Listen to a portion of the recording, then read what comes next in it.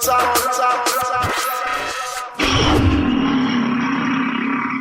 up, y'all? It's your girl, Dr. CBS, aka The Last Dope Intellectual, and I just want to give a huge shout out to the Renegade Culture podcast. 100 episodes is so amazing, such a huge milestone, and I cannot wait to see what y'all come up with in the next 100 episodes, keeping it real, keeping it interesting, and keeping it for the people. So I'm a fan, and keep up the good work. Peace. What's up? This is Tori from Atlanta Influences Everything. Just want to give a stupid shout out to Renegade Culture on 100 episodes. That's a milestone, baby. Keep going. 2 years ago, a friend of mine asked me to say some MC rhymes. So I said these rhymes I'm about to say. The rhyme was deaf and then it went this way. 100! Welcome to the Centennial Show. This is the Centennial. Renegade Culture, 100 fucking episodes. Know what I'm saying? Close to 3 years. 3 years, son. Hey, who congratulations. knew? They Can't said we believe wouldn't it's make it, and then we here. 100 years in? Yes. 100 episodes? Well, 100 episodes. We're going to be here for 100 years. Okay. Because it's the best damn podcast in the land. He said that shit. And you know that. In the universe. In the universe. Legalese and Know what I'm shit. saying? He sound like an attorney right there. This is the best damn show that I've ever had. My voice ain't like that. Okay, cool. It's more Malcolm-like. Anyway, Malcolm. Yep. Okay. Yo, this is Kamau, Malcolm. This is Kamau, Malcolm Franklin. Yo, 100-year podcast, and I'm with. Hey, my name is Kalonji Changa. Now, why you the calm one tonight? I was going to call it a word, my bad. Yeah, I mean, you know, it's all good. I mean, you keep saying 100 years and shit, keep fucking me up. Oh, because that's how old you are. Yo, who we got back here? Yo, I go by the name of the ear doctor, and on my side, Minister Server, along with... It's your boy, Jai. My man Jai High in the building. Jai High. That gotta be his new name. Jai High. I get high. Okay. So, it's 100. You know what I'm saying? What we do? Grab your bottle, son. Hey, it's time to pop the bottle. Usually I don't drink because, you know what I mean, I'm a distinguished gentleman here. But anyway, fuck what you heard. Renegade Coach in the building. Baka. Yeah.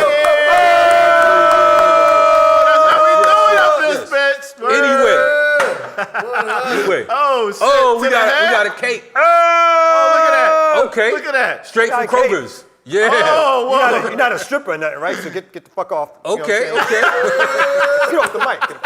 You know what I'm saying? Word. We got fancy cake up in here. Got cake going over What's that? there. Don't. Zero tilted and shit. 5 to It's like 0 laying tilted, back, yo. like, you know Are what I'm you saying? ready? On 3. 1, 2. Oh, I thought you were going to try to throw that shit in my face, man. Yo, wait. That would have been hilarious. Wait a minute. Y'all not about to blow no candles out in front of me. You can't blow candles? Nah, Hey, son. yo. Fuck y'all. I'm not. 100! Anyway, All right. I'll let him do all the blowing. Anyway, So we got a live show tonight. Yo, we got a crazy show tonight, yo. Okay. We got an exclusive interview. An exclusive interview. Yeah, but before we do that, Okay. I think we got to update our show a little bit. Because we still living in the past, I think we're living in the Oh, past. okay. Word. This is all about the I'm looking future, real son. good. It seemed like Ah, like yes. that. You know what I'm saying? Ah, there we go. Okay, Now we're we back back to in the real future time. Yeah. Okay. All right, and that's Now. a good thing because the guest tonight is somebody who is prestigious, Okay. a movement icon. Definitely an We have an icon. exclusive interview with Word. the one and only Jaleel Montaquin. Oh, man, listen. Y'all don't even, man, listen. Yeah. Fuck what you heard. What you about to see, what you about to witness is some real deal shit, right? This brother right here is a former political prisoner. When I say former political prisoner, I'm talking about released less than a year ago. That's right. You know what I'm saying? It's a few months ago. I'm gonna tell you something that's 100. This man right here was locked up for 49 years. That's right. 49 years. He got locked up less than a year before I was born. Excuse me, less than a year after I was born. I wasn't even like 6, 7 months and shit when this brother was born. I mean, when this brother was Locked up, enslaved. yeah. You know what I mean? So he's a real warrior, you know what I'm saying? He's a real trooper. A hero of the movement. I mean, the man been locked up since he was 19 years old. That's right. And they still tried to keep him up in that motherfucker. So, and we're going to get into all of that. When we talk to him, we're going to get into his movement history. No doubt. What was Black like Panther Party, time like Black in the Liberation joint, Army. Black Yes. Liberation Army, all that Word. kind of stuff, and what he's trying to do now. What he thinks of today's movement, you know, in a little bit of time he's been out. Word. You know, what's going on and what he's getting into. Yo, I'm really excited because on the real, this is a brother, one of the OGs that I studied and researched for years. Yeah. You know what I mean? Back in the day, I'm gonna say back in the day because of the fact you got these new activists, they don't know what the fuck time it is. We would write our political prisoners. That's we still do write our political prisoners. But we write them to let them know that we still, you know, we still That's remember right. what's going on, you know what I mean? And that we got support for them. A lot of times these new niggas, people get locked up, they forget about it. Forget about it. it. You be like, yo, free such and such. That shit lasts for about 2 weeks. No, you're right. Or to their record drop, and that shit's over. You know what I'm saying? And they forget they existed. So, you know. And in my case, like Jaleel was one of the New York prisoners, so I got to go see him. Yes. Like several times, visit him in prison. He was part of like the circuit of political prisoners that we tried to support. So it's an honor to have him out and to have him on our show. Word. And then we have a musical guest is. Oh man, Ken the Misfit, this brother right here. All right. Dope artist. What? I just ran into him. He's on the Movement label. All right. You know what I'm saying? All right. Rolling my man Blue. They said Blue's like the Joe Jackson / Quincy Jones. The Joe Jackson. You be beating mother. Get the fuck out. Better get that song out of your mouth. You don't get that motherfucking song together. You know what I'm saying? You sit over there and act cool and shit like it's all good. You be like, eat the cake, Annie, man. So this cake right here, you gonna make Kamau eat this motherfucker before we leave. I don't know about that, Blue. You gonna make your ass eat the whole fucking cake. Yo, I think we got a big announcement too. We got a big announcement? Oh yeah, we do got a big announcement. That's right. Almost forgot. How could I'm you a forget fly that? motherfucker. That's the announcement. What else we got to say? Yo, so next week, Wednesday, Okay. we are going to be doing a special show. Live broadcast. Live broadcast. We're Yes. teaming up with a partner of ours. I think if y'all around social media, y'all seen a little bit, little preview, little peek, They don't peek know, under, though. you know what I'm They don't know. saying? They don't know. So, like, stay tuned. Major announcement. You going Voltron on y'all. We joining forces. We're going to be doing some big things in black media space. So just stay tuned for that. Word. Fuck what you heard. You know what I'm saying? This Renegade Culture. We be back. Black guy. So shout out to my brothers at Renegade Culture Podcast. Shout out to Server, DJ Ear Doctor, and Kamau. God bless you, brothers. Fuck Kalonji. Kalonji. You know what, Kalonji? I'm going to tell you, brother. I love you to death, but, man, I've been praying against the success of this bullshit-ass podcast since y'all launched it. You know, every day you change up. One day you're a revolutionary, next day you voting Democrat. How can you be a revolutionary and vote Democrat? But all that being aside, all joking aside, I love all you brothers. Congratulations on your 100th episode. I pray for your success. I want y'all to be the biggest podcast ever. I want y'all to be I don't want y'all to be the biggest radio show ever because I need my show to be the biggest radio show ever. But I want y'all to be the second biggest radio show ever, but the biggest podcast ever in the history of podcasts. I pray for nothing but success for all of y'all brothers. I love you from the bottom of my heart. But seriously, you can't call yourself revolutionaries and every election day y'all vote Democrat. Like for real, for real. Either you're going to be a revolutionary or you're not. But you can't be a revolutionary and tell people to vote Democrat. If you want to be real revolutionaries, come to my side of the fence and vote Republican. That's real revolutionary. That's black revolutionary shit right there. Congratulations, brother. I love you. Oh, bust my shirt. Only a select few know what that address is. One day y'all will learn. Peace. Peace, everyone. This is Tierney Cherie from the African Esquire TV YouTube show. I just want to wish the Renegade Culture Podcast a happy 100th episode. Continue to spread information, continue to share joy and laughs, and I look forward to continuing to watch and listen to you guys. Savage Renegade Coaches in the building. Yo, we back with our 100th episode. Yo, episode 100. Bam. Who knew? Who Man, knew? I knew, because shit, I'm Kalonji Changa. Oh, true that, true. And who you, sir? Kamau K. Franklin, you know what I'm Honored to saying? be here with you. 100. 100. Another 100 to go, you know what I'm saying? Yes. I don't know if I'm do a whole 100 with you. Oh, That's damn, like, no. You know. shit. God. Anyway, Yeah. it's only fitting That's right. for our 100th episode to bring in an OG, An OG. a vet, Yeah. and to give y'all something exclusive. You know what I'm saying? Exclusive. That's right. This is his first podcast. Okay. You know what I'm saying? His first interview show that he's doing since his Okay. release. Yes. You know what I'm That's saying? heavy. So we got brother Jaleel Montaquin, Yes. former Black Panther or veteran Black Panther, Veteran Panther. Party member, Yes. member of the Black Liberation Army. Brother Jaleel was arrested in 1971. He spent 1971. 49 years locked down. He was a cause celeb for many of us as a political prisoner. True indeed. Somebody who we fought for, who we cared about, who we visited. And when he got out, you know, the celebrations happened all across the movement because Jaleel is a real hero of our struggle. It's part of the New York 3. That's right. You know what I'm saying? The New York 3, for us coming up in movement and struggle, I'm 50, but coming up for my teenage years, that was one of the main crews or the main group of political prisoners that we were pushing for. You know what I mean? So we're honored to have this brother on here I was talking before. We was talking before we started recording. He had been locked up since I was about 8 months old. You know what I'm saying? So my whole life, That's right. up until less than 8 months ago, you know what I'm saying? This brother's been locked up.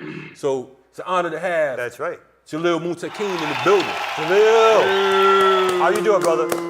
I'm doing good. I'm doing good, Kamau. Doing well, Kalonji. How your brothers? Man, We're doing good, man. we doing real good today, man. We trying to be our own liberators, like you said. That's right. You know And you what I look That's fantastic. what it's all about, bro. You know I'm teaching a class on my book, right?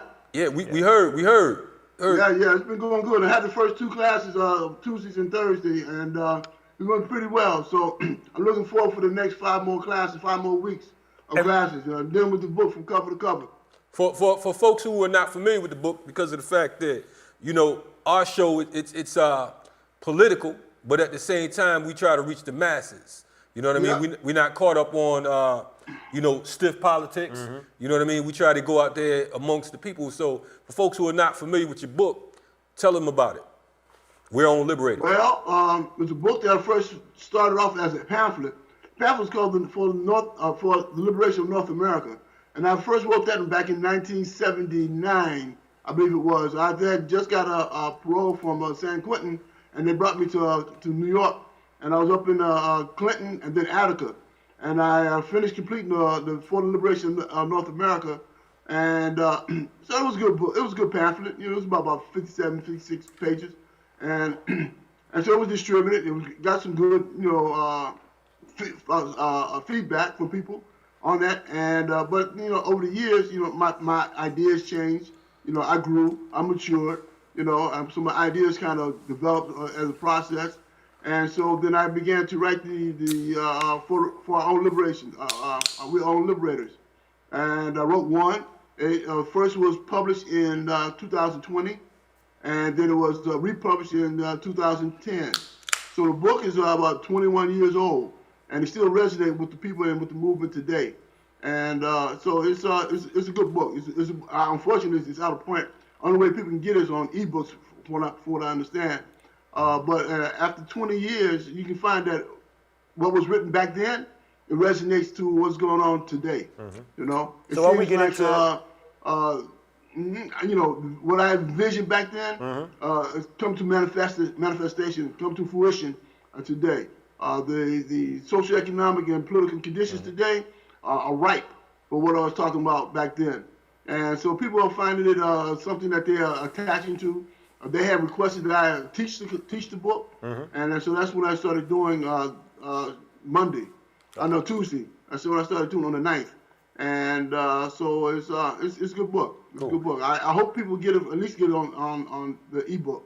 Jaleel, let me jump in. Let me jump in on you. So Jaleel, we wanted to get a little bit into your political history. Obviously, as a young man, you joined the Panthers late 1960s, early 70s. Why don't you tell us about what was the conditions and what caused you to even join the Black Panther Party?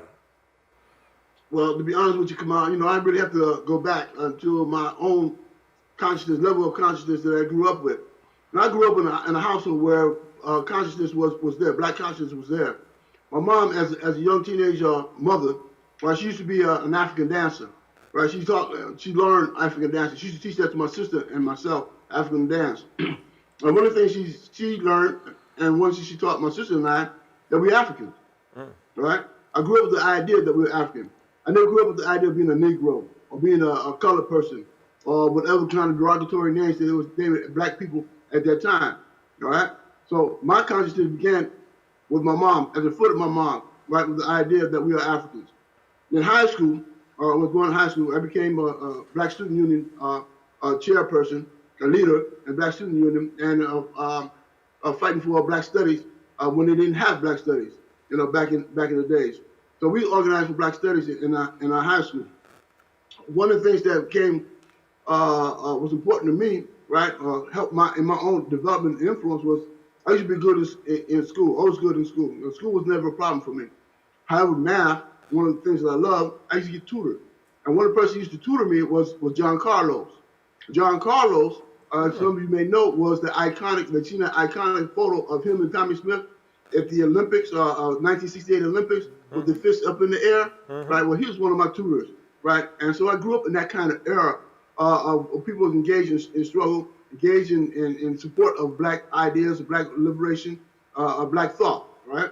And so I was always have been in support of that kind of thinking at that time. When I was 15, my mom, for my 15th birthday, she bought me a conga drum, right? That was my 15th birthday. And I learned how to play the congas. I was involved in a group called the Afro Brotherhood, right? And that's my cultural nationalist days, right? When I was actually into the idea of being, that cultural nationalism was going to be a form of liberation.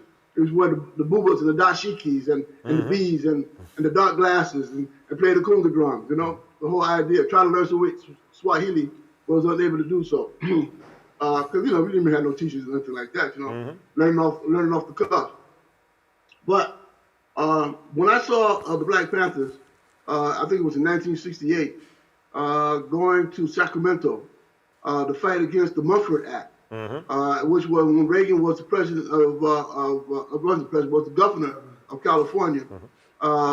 He tried to prevent us from carrying weapons. At the time, the law was that we had open carrying, like they have in some states today.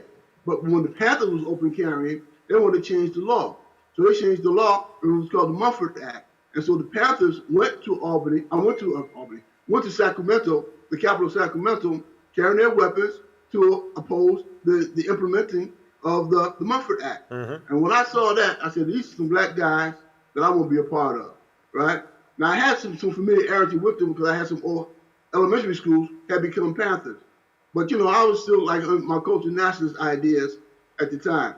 But when I saw what they were doing, I told my mom, I said, yo, Mom, I want to be like them guys. She said, no, man, that's not happening, right? Because she's in some Martin Luther King, you know, civil rights and, you know, nonviolent stuff. But for me, that was, of course, generation, being young, right? You want to look for those more militant, more active individuals about the people, about the work.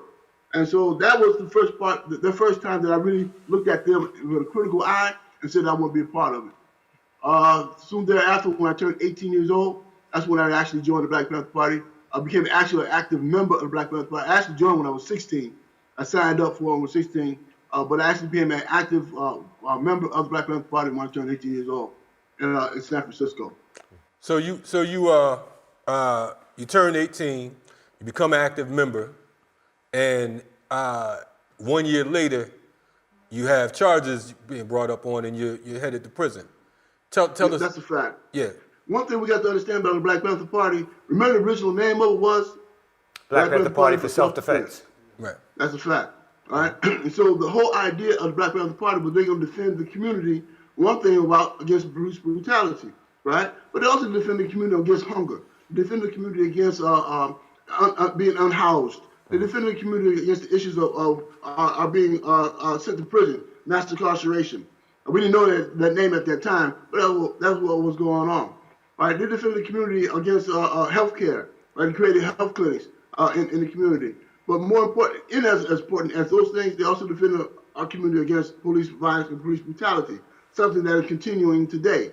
So I joined the Black Panther Party when I was 18 years old, and soon thereafter, because of my audacity, you might say, or naivety, you might even say, right? I was recruited into the Black Underground. Now, keep in mind also that the Black Panther Party, from its origins in 1966, October of 1966, that Bobby Sears and Huey P. Newton had already incorporated within the Black Panther Party for self-defense the idea that there will be a revolutionary underground movement, a revolutionary organization. So rule number 6 of the Black Panther Party was that no Black Panther Party member can join any other organization but the Black Liberation Army. That's rule number 6. So that was part of the inception of the party from Jump Street, right? But then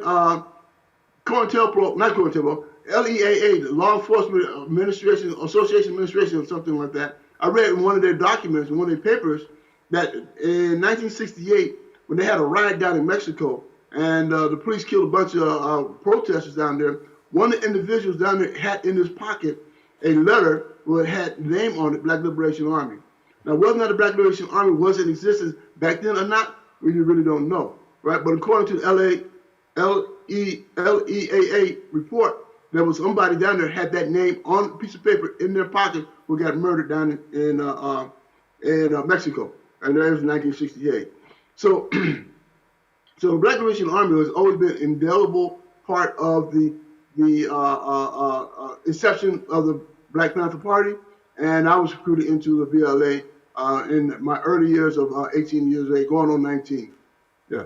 So we're going to take our first break. When we come back, we're going to talk to Jaleel about his time in prison and what he thinks about what's happening in the movement today. We'll be back on Renegade Culture. Black out. Man, this is Raheem Shabazz, man. I just want to give a big shout out, man, to Renegade Culture on their 100th episode. Can you believe that? A whole bunch of renegades made it to 100 episode of their podcast. That's monumental. Hey, yo, man, the Renegade Culture family, man, is like the Wu-Tang Clan, man. You got Minister Server over there. You got Kamau. Then you got my man Kalonji, Changa, man. He's like the old dirty bastard over there. You know what I mean?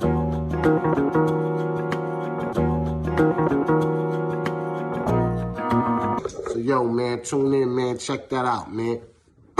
Mercy Lee here, co-host of the Necessary Blackness podcast. I want to send love and congratulations to the fam over at the Renegade Culture podcast on your 100th episode. And here's to many, many more. Peace. Welcome, Renegade Coaching. We back again. You know what I'm saying? Episode 100. That's right, on the strength. With our guest, Jaleel Montaquin. That's right. First podcast interview. We got the exclusive. Okay, you know what I'm saying? When he went in, there wasn't no damn podcast. I don't think there was. You know what I'm saying? So he come out and he roll with Renegade Culture. Wasn't a lot of things. No cell phones, no cable. None of that ice cream he was eating a few minutes ago. None of that ice cream he was having. You know what I'm saying? A lot of things changed. But anyway, Jaleel, I mean, you know, we mentioned that you were part of New York 3, right? And there are people in the audience, they like, man, is that a rap group? Is it a Sugar Hill Gang? You know what I'm saying? Is it Run DMC? Who's the New York 3? You know what I mean? So can you explain who and what the New York 3 was and how it came about? Yeah, on August 28th, 1971, myself and Sheikh Noah Washington, Albert Washington, he's now an ancestor.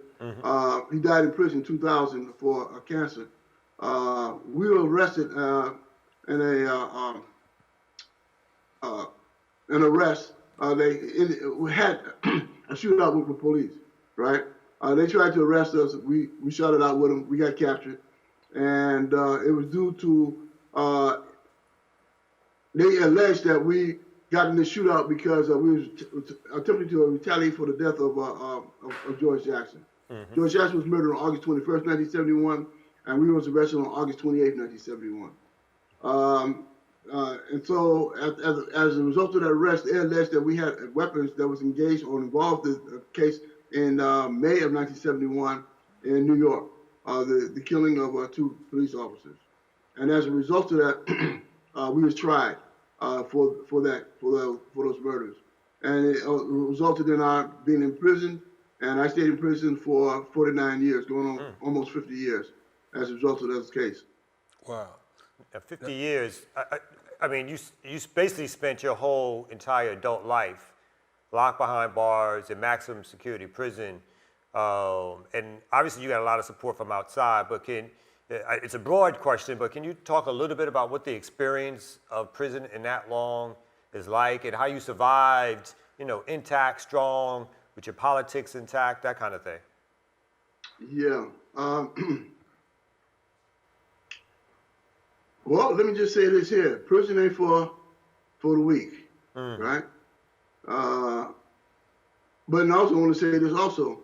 Prison ain't no place for one to seek to go to either, all right? Especially for the young kids out there involved in these gangs and street organizations, so forth and so on, and have no disregard for other people's lives or even for their own in that respect. Prison is not a place for you to get your street creds, right? Prison is a place where you are actually being exploited by the system, okay? So in my understanding, because I was political before I went into prison, I remained to be political while I was in prison. I became an organizer while I was in prison for the most part. I started the first revolutionary national newspaper, prison newspaper called Armed Spirit, while I was in San Quentin prison. I started the first, it was first march, organized the first march on Washington, D.C. And also started the first, had the first petition ever submitted to the United Nations by prisoners that was heard by members of the United Nations. Was a UN prisoners petition campaign in regards to political prisoners. First time the issue of political prisoners ever brought to the United Nations. I organized that. And also in 1998, I started the first a national organization called Jericho Movement as a result of having people march, what we call the Jericho March, to Washington, D.C. In respects to the issues of the existence of political prisoners. Jericho now have been in existence for going on over 20 years, right? I'm co-founder of Jericho along with my sister Sophia Bukhari and my dear brother Baba Herman Ferguson. God bless. They rest in peace. Both of them, they were the ancestors. And so I'm the only living co-founder of the Jericho Movement, co-founder of the Jericho Movement today. And so we'll find that for me, prison was just an extension of the community in terms of my organizing and trying to deal with the issues of it being in prison and recognizing that there's a system that created conditions for our people, particularly black and brown people, to be sent in prison en masse, right, en masse. And so all the time I was in prison, I organized. I used to teach black history classes. I used to teach sociology classes. I used to teach poetry classes. And I used to organize. So that's how I survived prison. I survived prison by continuing to live the spirit of the party, live the spirit of the movement, and being of service to our people, inside and outside of prison. That's how I survived it. You know, we've spoken to a number of different former political prisoners, you know what I mean? We've, you know, in our travels, just working with folks like Robert King Wilkinson from down in Louisiana, you know, of course, Deruba, and so many others who came out, Marshall Eddie Conway, folks like that, the folks from the MOVE organization, so on and so forth. You know, you had, you know, you've seen folks like you said, Albert Noah Washington, you know, and Hugo Yogi Purnell, who was assassinated a few years ago during Black August. For you to come out 49 years intact, man, I mean, there should have been a ticker tape parade. I'm talking about folks should have been singing in the streets because of the fact that for all practical purposes, you were down longer than Mandela. You know what I'm saying? Was, yeah. Yeah, and to come out intact, man, it's like, man, I mean, you know, this show is usually lighthearted, you know, but I feel your spirit. You know what I'm saying? Well, let me say something about that. Just pointing, because I've been asked that question many times. And my answer to that question is here. They had my body in prison. They never had my soul and my mind in prison. Indeed. My soul and my mind has always been on the streets. Word. I always try to find out some kind of way how I can be of service to our community, right, while I was in prison. So when they released me, only they did was synchronize my body where my soul and mind had always been. And I was out here in the community. Yeah. So that's my answer to that. And that's how I survived this prison. And you had it because of the fact, for us, our organization, We're on Liberator is one of our mandatory political education books. You know what I mean? So it's yeah, you were here. Yeah. You know what I'm saying? But just to be able to say, okay, boom, you out of I don't want to say general population, you out of solitary confinement because you're still in general population out here with us. Yeah. You know what I'm saying? From maximum security to the minimum security. I'm in minimum security now. Right. We still are under condition of still racist repression. True indeed. Question, you talked about San Quentin. Your case was out of New York. Now you weren't a federal prisoner. How did that thing work out? How'd you end up in California from New York? I was extradited. Yeah. Okay. They said that the case evolved in New York, so they extradited me in 1972. They extradited from California to New York.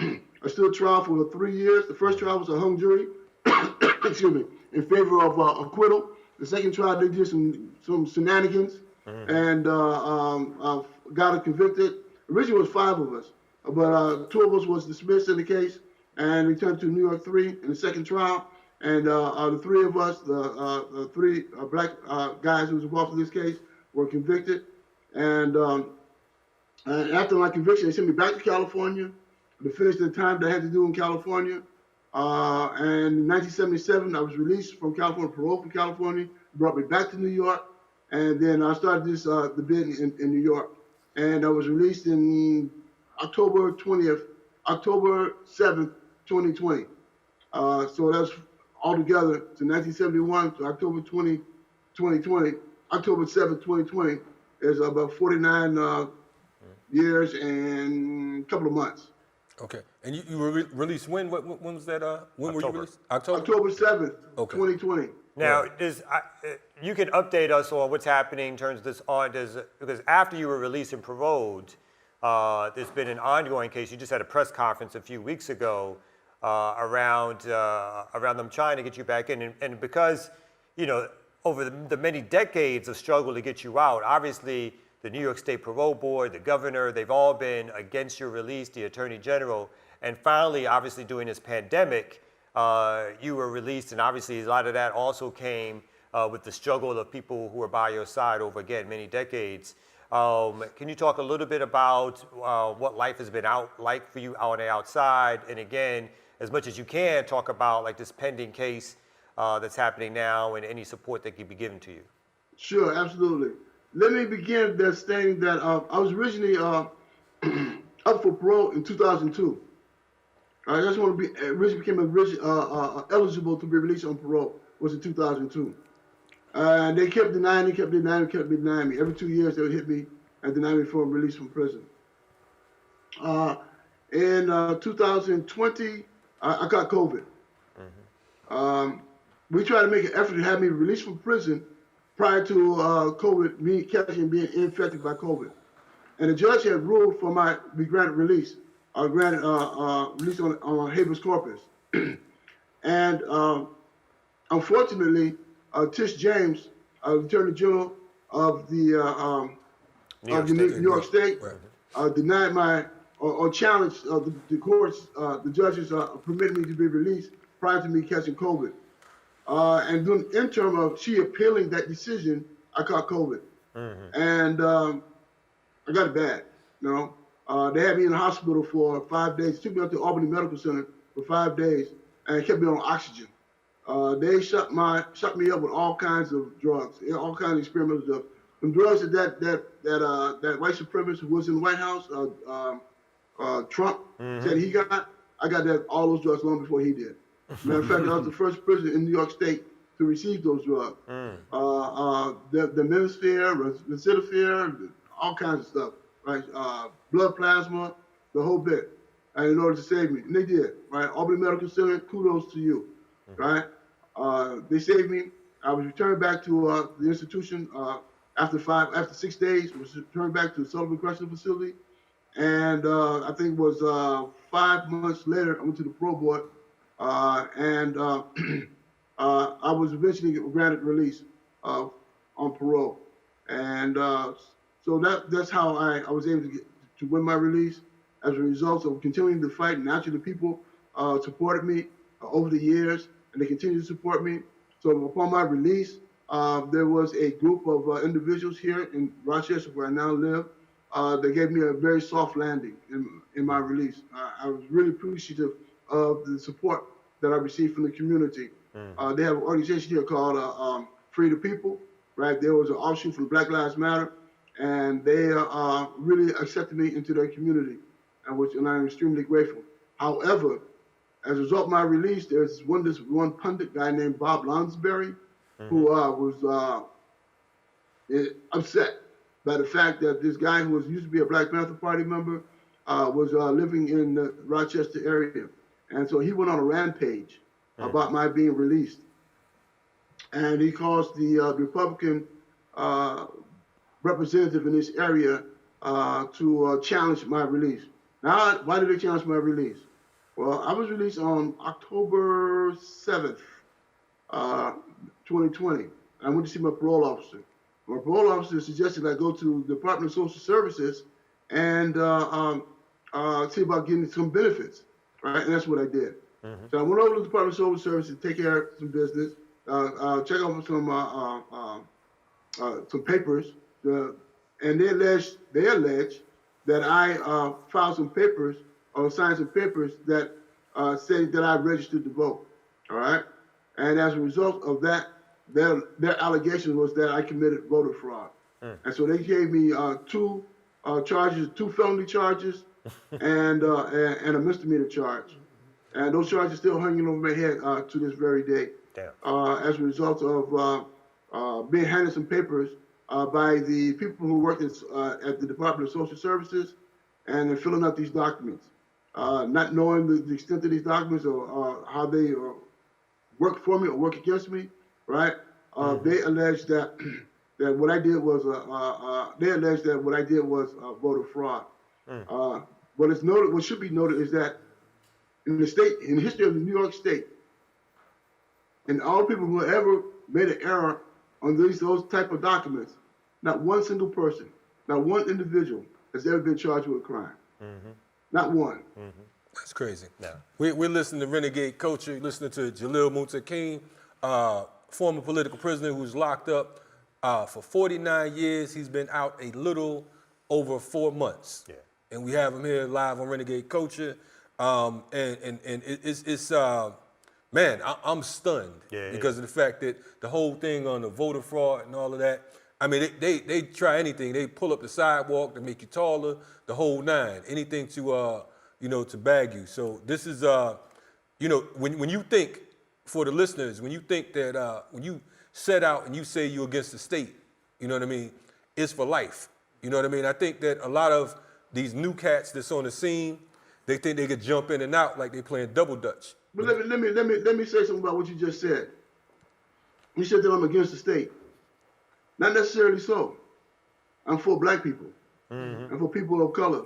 I'm for oppressed people. Right? That's what I'm for. It's not what I'm against. That's the problem. It's what I'm for. Yeah, and I think that's the kind of idea, that's the kind of thing that we should try to engender amongst people. Right? And not so much about what we are against. It's about what we are for. Sure. And we're about human rights.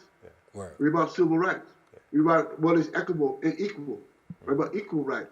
And right? Jaleel, so what I'm for is a problem. It's not what I'm against. I'm sorry about that. On that note, what we're going to do is take our last break and come back because we want to get into what you think about what's happening in the movement today and your ideas about how we can move forward when we come back on Renegade Culture. No doubt. Renegade Culture. Black Out. What's happening, y'all? It's Dr. Dia, founder of the Hype Movement. And today I am celebrating 100 episodes of Renegade Culture Podcast. Congratulations to Kalonji, Kamau, Ear Doctor, Minister Server, and the whole entire crew. Everybody who makes the show happen from week to week. Congratulations on this huge milestone. Continue being a voice of the people, bringing a message of liberation. I appreciate you guys for what you do. I salute you. Again, congratulations on 100 episodes of Renegade Culture Podcast. Peace. Yo, this is Rodz from Rebel Diaz, sending big love, revolutionary salute to the brothers at the Renegade Culture Podcast, celebrating their 100th episode, y'all, Make sure y'all tune in, get some of that Renegade Culture, y'all. Peace. Yo, it's Renegade Culture, and we back. Okay. And we black. That's for you, Jaleel, you know what I'm saying? Hey, yo, Count Kamau is back. Oh, my anyway, all that we back, and blah, blah. Anyway, we live with Jaleel Montaquin again. Today, you've like you said, you've been down damn near half a century as far as your physical, as you pointed out earlier. We want to know, like, you come out and it's a whole new quote-unquote movement going on. The folks in the street. You got COVID's in full effect. You got Black Lives Matter. You got All Lives Matter, No Lives Matter, you know what I'm saying, and all that type of stuff going on. What's your thoughts when you hit the ground? And I already knew you had your finger on the pulse of everything that was going on anyway. But hitting the ground, coming out here right now, what's your thoughts on quote-unquote today's movement and what's missing? Whoa, that's a big question. What's missing is the question of organization and leadership. And what's missing is the question of unity and uniformity. What's missing is an idea that we can, in fact, be our own liberators. That's what's missing. And because we don't have the kind of organization, the structure, or the ideological foundation that is well embedded in our communities, then our people has been, for the most part, suffering from the ills of COINTELPRO. right? The destruction of a movement back in the 60s and 70s. We have not recovered from that destruction, from that type of level of police repression or government repression. And as a result, we continue to be ones who have been traumatized, not only from the days of slavery to the present, but we've been traumatized by the kind of repression that we have suffered ever since. So every time there's a killing of a young black man or a young black woman, there's trauma in our community. Mm-hmm. Every time there's this unlawful arrest and conviction of people of our community, that's trauma in our community. And so we have to figure out ways how to deal with that trauma. And the only ways we can do that and recover from that is to engage in struggle, right? And so that is the point where we need to move forward today. We need to reestablish some unity, some national unity, an ideological foundation that is coherent and consistent with our history of struggle. We need to build a movement that is not a trend like the social black consciousness movement of Black Lives Matter. That's what I consider it to be, a social consciousness movement, not too much different than the black consciousness movement of South Africa, right? And so that's basically what it is. And I'm grateful for the idea that they have come to existence to raise some degree of consciousness and understanding of the level of oppression that black people suffer in this country. But in terms of building an organization that will move towards any degree of independence or liberation, they're not the ones. They're not doing it. I don't believe they even have the idea of doing it. I mean, it feels like it's a social... That is the missing element in regards to our overall struggle. But I can appreciate Black Lives Matter, all their trends and tendencies, because they have the degree by which they raise consciousness, and in some ways create some levels of self-pride or black pride, and recognize that we do have value, in this culture. So that in that way, I am supportive of Black Lives Matter, but I think that in regards to moving forward, they have to make another transition in regards to what they really intend to achieve as an organization. So I'm concerned about what is going to go forward, how we're going to move forward, and building something substantial that's going to be, in essence, institutionalized and move towards independence and liberation. So Jaleel, when we had Sekou Odinga on a few months ago too, and he gave a similar answer. Like he said he was happier, he's happy that they're there than not per se, but there's not the type of grassroots organizing that folks like you and him and others did back in the day where folks were in the community. There seems to be more lobbying, more policy work, more electoral work, particularly at the national level. But, so what's your thoughts on the idea that, folks are not on the ground, really? Folks are not necessarily making connections on the street level and doing that kind of street organizing that pays dividends, because that's the folks who, you need to politicize and work with and bring into these organizations. Yeah, well, we have today what we call the nonprofit industry, right? Who are actually funding progressive movements in this country. And because they are funding these progressive movements, they, in their own quote-unquote neoliberalism, have a way of controlling how these organizations are moved, how they operate in our community. And so that's a problem that we have to address. We need to find some way how to become self-sufficient on our own organizing and become independent in our own organizing. We need to develop our own benefactors to support our movement. We are not there yet. There are a lot of black millionaires and billionaires, a few billionaires, not many, black billionaires and millionaires in this country who are not necessarily supportive of our own liberation because they invested into the capitalist system in and of itself. Right? And that's their bread and butter. But unfortunately, we have to deal with that on some point, right, in terms of our own class struggle within the national liberation movement. All right, and we have to address those issues. And so that is the issue that we really have to address at some point. Yes, we need to go back to the kind of organizations that were existing in the Black Panther Party. Where the Black Panther Party had self-help programs. The kind of programs at that time they called a survival pending revolution, right? We need to develop health clinics in our own communities. We need to develop free busing programs in our own community. We need to develop kinds of tenant strike and tenant support base in our communities.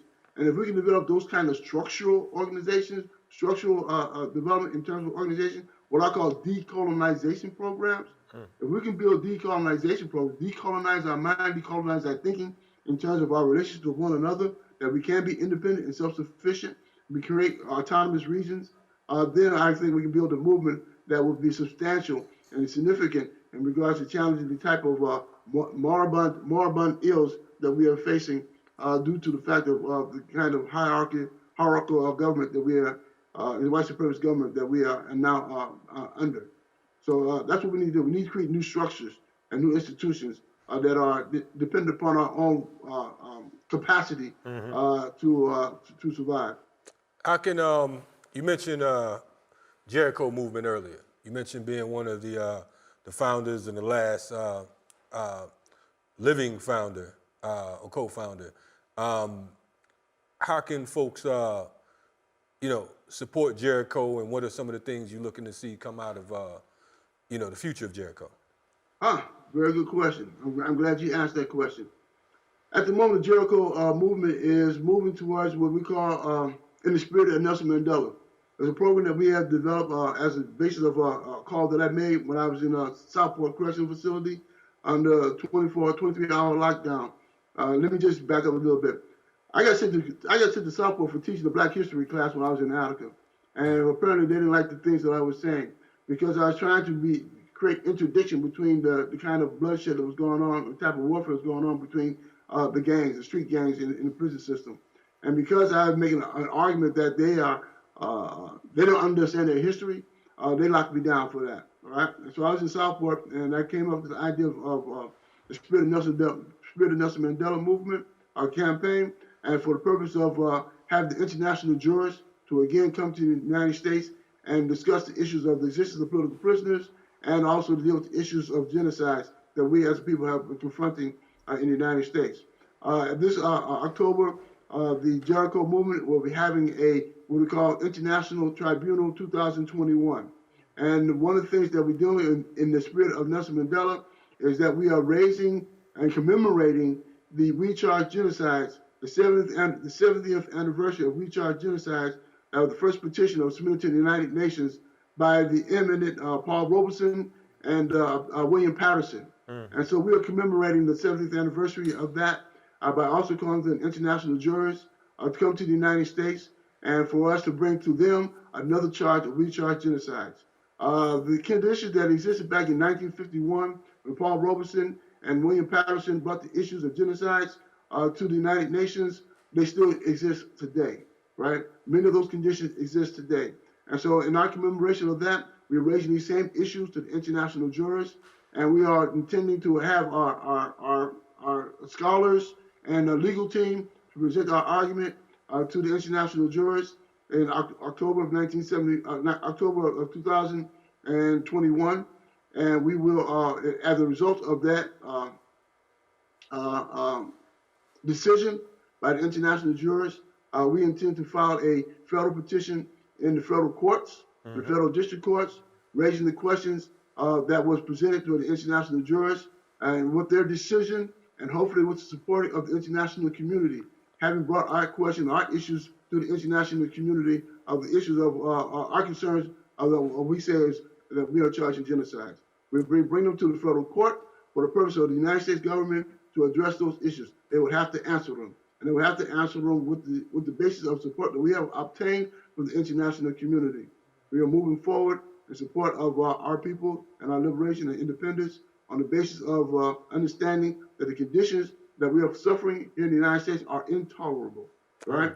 When we have 70 million people that voted for a white supremacist to be as president of the United States, out of that 70 million, we can expect that there's probably at least 30 million more, right, that we don't even know about, right? There's 7 million that we do know about. And so in that understanding of the conditions that we are suffering under, the conditions that we are confronting in the United States, don't seem like they're going to go away anytime soon. That's true. Right? That's true. I think white people need to get in touch with their own base and deal with white people.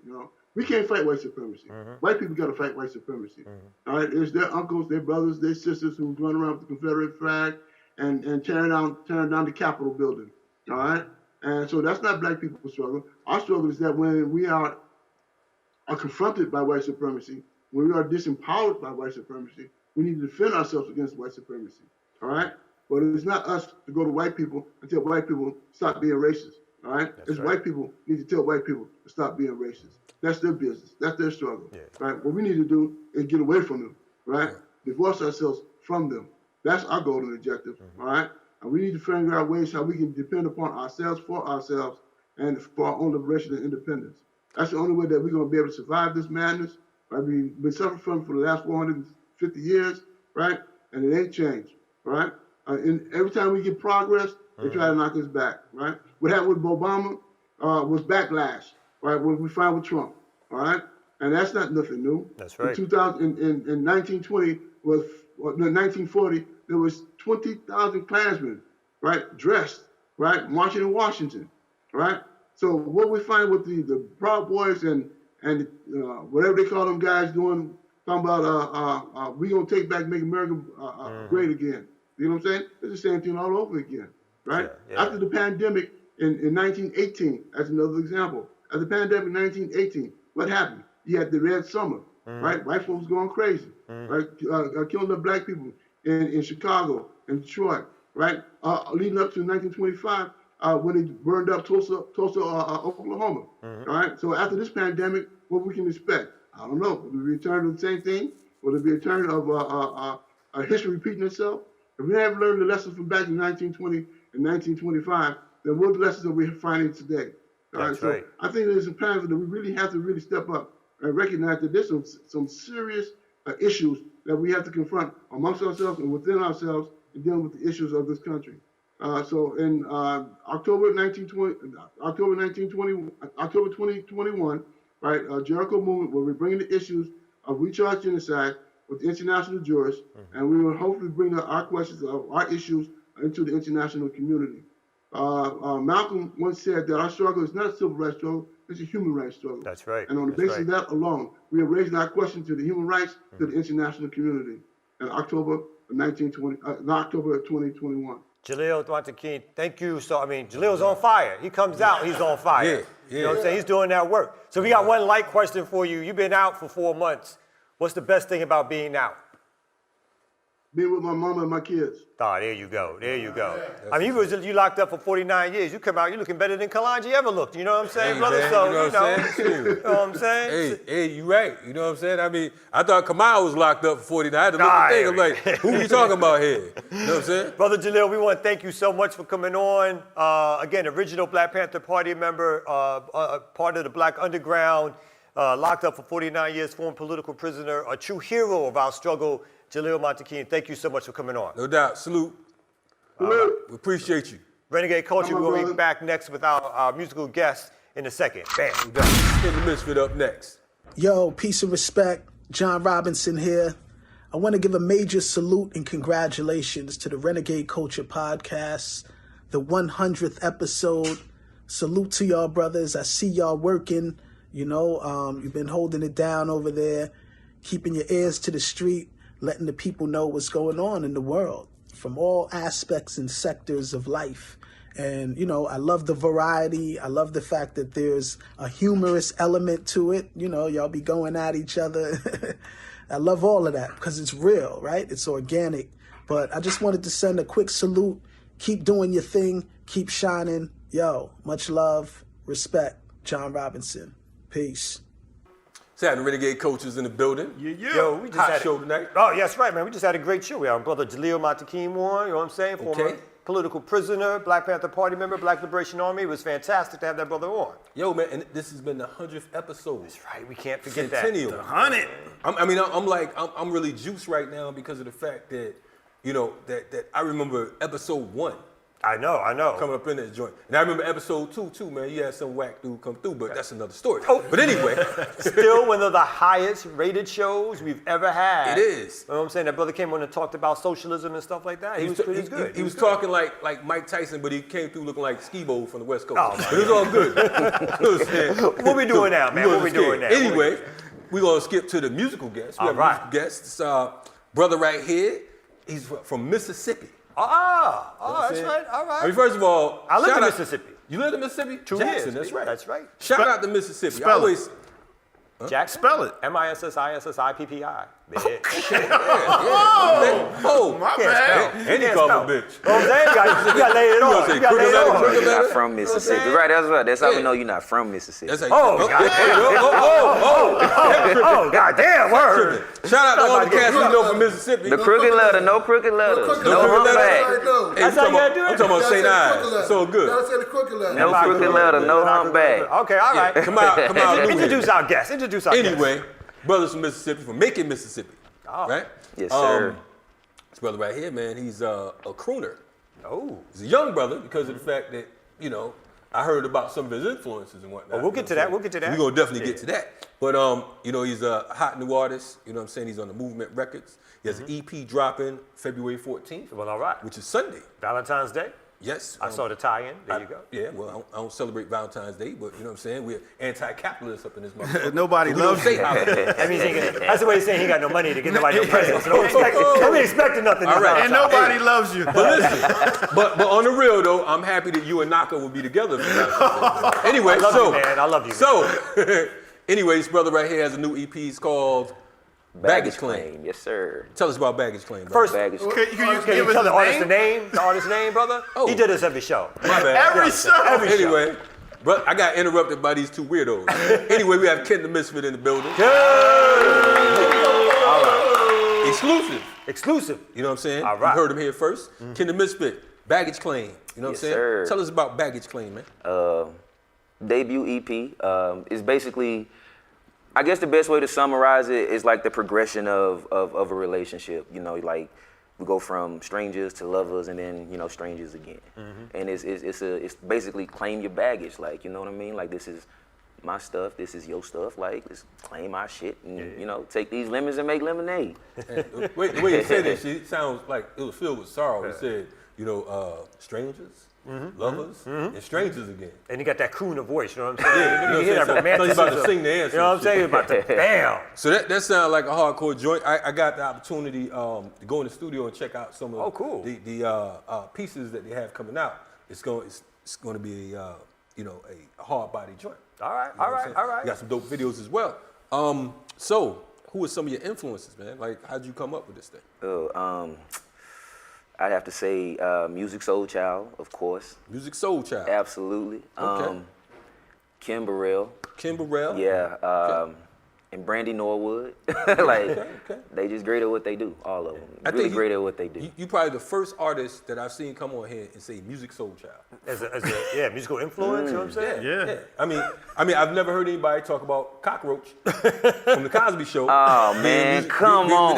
I'm just saying. Man, come on. For those of y'all that watched the Cosby Show, it was Cockroach, right? Right? Am I wrong? Man, you can't do my guy like that. You can't do my guy like that. What was his name on Martin? You can't do my guy like that. What was his Cockroach? It was Cockroach. No, it wasn't Cockroach. It was Tommy and Cold Soul Child. Cold Soul Child. So when I first saw him, I'm like, look at Cold Child. You act like he ain't him. They both about 2 feet tall and shit like that. You know what I'm saying? A foot and a half. Man, y'all not finna do my guy like that. I'm sorry. We like, you know what I'm saying? It ain't personal. You know what I'm saying? If we had him on here, we had to tell him this is Renegade Culture. That's how we talk about people. Right. Plus, if he don't like it, we had to hang his ass from the cliff and shit. That's why we got these other fellas over here. So now you out here in Atlanta, you're not in Mississippi anymore. No, not in Mississippi anymore. I've been here for like the last 5-6 years. And how you like the scene out here? Man, I love it. I love it. It's it was my launch pad to get me here. Word. Launch pad to get you from Macon, Mississippi to Atlanta, Georgia. That's a serious thing. I always salute brothers and sisters from Mississippi because of the fact that, coming from where we come from up north, I mean, Mississippi is like hell to us. Yeah. Anytime I drive through Mississippi, I'm like, what? Look, you ain't going the motherfucking speed limit going through Mississippi.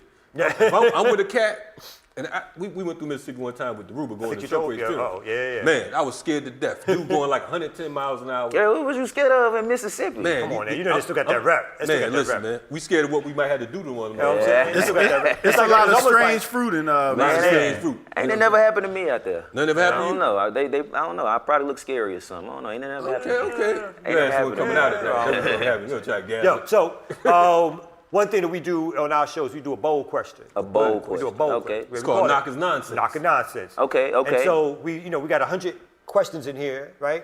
It look like 200. Shut up, man. It's like 100 questions in here, right? So we want Right, you to right. pick one question that you've never seen before. Right, okay? right. All right, Obviously. and then you, shh, brother, don't give up the gig. You know what I'm saying? So we're gonna pass it over to you to pick a question for us. Okay. Naka nonsense. The bowl is back. The bowl. He glued it back And together. that's a cheap bowl. A lot of questions. Candy I don't dish. know where you get it from. This man got a lot I of need to questions. like shuffle them up, Shuffle shuffle do them that. up. Dig or deep, brother. something. Dig deep. Yeah, Dig okay. deep. All right. Don't break that bowl, man. Don't break that bowl, though. You know what I'm saying? That's an exclusive collection. we had to charge Take the you bowl labor. back, brother. Take the bowl Okay, back. all right, brother. All right, read that question. And we apologize for Naka's handwriting even beforehand. Yes, maybe. Yeah, it's kind of braille, so you might have to rub your They fingers. were like the miseducation of the Negro. It's just based on him and stuff like that. So, Old Mississippi Old Negro. Mississippi. Oh, yeah. Scenario. Okay, all I right, got scenario. it. Scenario. All right. This Here is we go, funny. Joe. This is funny. Okay. Okay. Scenario. You don't eat pork. Nope. You Okay. travel to an African village. The whole village honors you, sits you down, and offers you food with pork in it. What do you do? Eat it or refuse it? Okay. First of all, I mean, just say before you answer. You gonna let him answer before? No, you I'm not about that. I just, This I is mean, a this question, brother. I just want to, the characterization of the question is sort of like American attitude about whether or not Africans eat pork left and right. They're not, unless the Muslims and stuff like that. So just let you know that. For That your ain't future. got nothing to do with it, man. Let him answer the No, I question. just was saying for your edification because you're ignorant. But go ahead.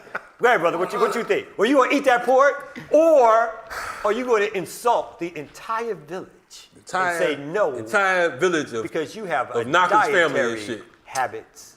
You know what? Listen. What you gonna do? I'm just gonna be real with y'all. What you gonna Okay. do? I'm gonna have to eat that pork. Cause I don't listen, this is why. Cause you really eat pork on the low. I don't want to. That nigga out looking for the Because I got no problem with it. No, but I don't know. I think I do it because first of all, You from Mississippi? I'm from Mississippi. Okay. I don't speak a single African language, so I don't even know how to tell them. Like, listen, y'all, this ain't that. I don't know. I'm just had to go, and then I'm still like, I'm outnumbered. Like, I'm in a foreign country. I'm out. No, not doing it. So yeah, I'm gonna have to eat the swine, man. Yeah, eat that swine. Eat the swine. Deal with the consequences Be a later. good dignitary. Okay. There you go. Ambassador of a culture. You know what I'm saying? And help support and eat that swine. It's in the name of diplomacy. Spoken like in the name of diplomacy. Spoken like a true fan of Cold Child, music Cold Child. Music Cold All right. Child. Kamau speaks Haitian. It's last week. Don't even try to understand. Don't even worry about it. We're gonna edit that out. I baby. wanted to hear it. I was about to say, go. Oh no, brother, I'm with you. I would never knew eat it the existed. food. Yeah, You're I gotta eat the dignitary. pork, You man. supporting other people. You out there for a reason. You probably supporting something that's a little bigger than that. So that's what you do. So what if you was allergic to it? You still eat it? You like, fuck it, I'm going to Nah, die I can't in the die in the motherland. name of diplomacy. Nah, You ain't die in the name of diplomacy? I'm gonna have to pass. I'm gonna have to pass. That's what on black that folks one. do in Like, the nah. name of America. So when we come back, we're gonna have Ken, the Misfit. What's the song you gonna sing for us? It's called Drugs. See, now that's why. Drugs. Okay, now this is why he's gonna eat this shit, cause he's gonna be higher than the motherfucker in this African country. And he like, nigga, I got the munchies. I'm gonna eat that. I'm eating this pork. You from get the high root to the enough, it tooth. don't even matter. There you go. We're gonna come back with drugs. Y'all want Renegade Culture? We be back. Black out. I ain't never been high like this. I don't even wanna come down. Kinda figured from the first hit that it wouldn't be the last time. Always feel like I always need it. Always thinking about it when I don't. I keep telling myself I start over tomorrow, but we both know that I won't. Cause every drug is the next best. It's the next best. It's the next best. Hey, it's the next best. It's the next best to you.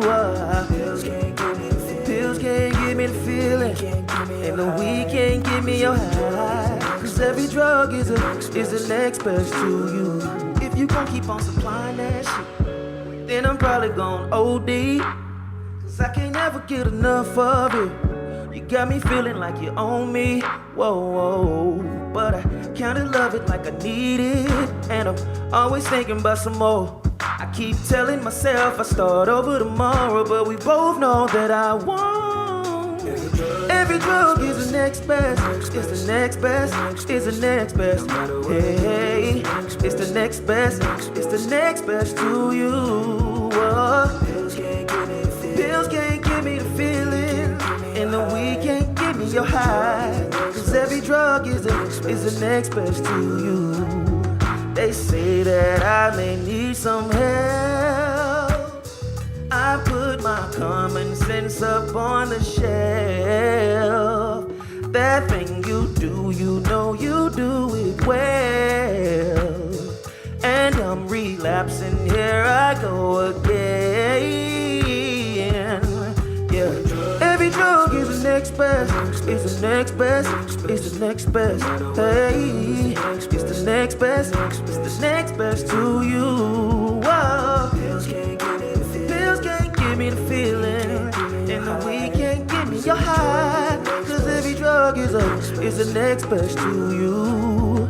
Look at me, I think I need some help. They say I put my common sense up on a shelf. That thing you do, you know you do it well. I'm relapsing, here I go again. Every drug is the next best. It's the next best. It's the next best. Hey, it's the next best. It's the next best to you. Whoa. Pills can't give me the feeling.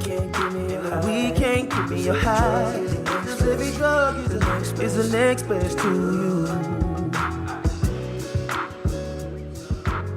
Where you at? Yeah. Renegade Culture. Shout out to Renegade Culture. Thank y'all so much for having me. Word up, dope shit. I'm Ken the Misfit, baggage claim, February 14th. Block out. All right, dope. Good shit, man. Happy 100th episode of Renegade Culture. Yeah.